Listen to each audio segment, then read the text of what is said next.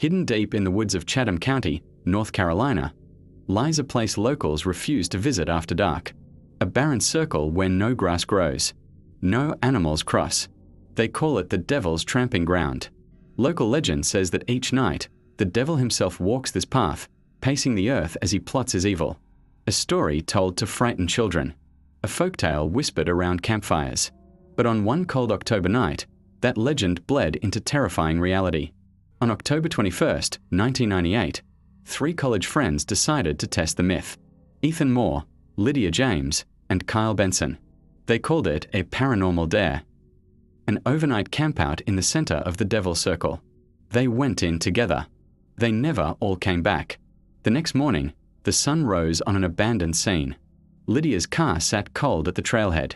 Deep in the woods, their tent was found torn open from the inside. A frantic escape. A silent struggle. Kyle Benson was discovered hours later, wandering barefoot along a nearby road. His clothes were bloodstained. His memory, a complete blank. Of Ethan Moore, there was no sign. Detective Laura Kinsey was assigned to the case. She started with the evidence left behind. Lydia's camcorder, recovered from the mud, held a single, chilling clue. Just before the tape dissolves into static, a blinding flash of light illuminates the trees. And for a split second, a tall, shadowy figure stands just beyond the firelight. Police called it a malfunction, a camera glitch in the cold night air. But locals had another theory. The devil had claimed what was his. Ethan's backpack was later found buried in the center of the circle. Inside, among his personal effects, was a hastily scrawled note on a map. 7 words that would come to define the case. It's watching us. Don't look at the light. As the investigation deepened, red flags began to surface. Kyle's story shifted. First, he claimed Ethan had simply walked into the firelight and vanished. Later, in a hushed confession to his parents, he said Ethan was pulled into the ground. Toxicology reports showed traces of hallucinogens in Kyle's system, but the levels were too low to explain a total blackout or shared psychosis. The inconsistencies painted a portrait of a traumatized mind, or a guilty one. The forest itself seemed to conspire against the search. Weeks later, Ethan's waterproof watch was found in a creek, more than a mile uphill from the campsite. It was still ticking. Near the circle, a large oak tree was found scorched, but only in a perfect, uninterrupted ring around its trunk, as if branded by an immense heat. When forensic teams brought in thermal imaging, they made a disturbing discovery. The soil inside the circle was consistently 10 degrees colder than the surrounding forest. A pocket of unnatural cold in the heart of the woods. The search for Ethan Moore was one of the largest in state history. But it yielded nothing. No tracks leading away from the campsite. No remains. No scent trail for the dogs to follow. The trail went cold right at the edge of that barren patch of earth.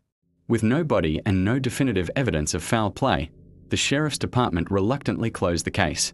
The official file reads, accidental death, cause unknown. But the locals disagreed. They said it wasn't an accident. The land itself took Ethan. Over the years, 3 dominant theories have emerged to explain the vanishing. The scientific theory points to a rare geological vortex or an intense, localized magnetic field. Such phenomena, some experts argue, could trigger powerful hallucinations, disorient the senses, and even interfere with electronic equipment. A natural explanation for an unnatural event. The historical theory looks deeper, into the soil itself.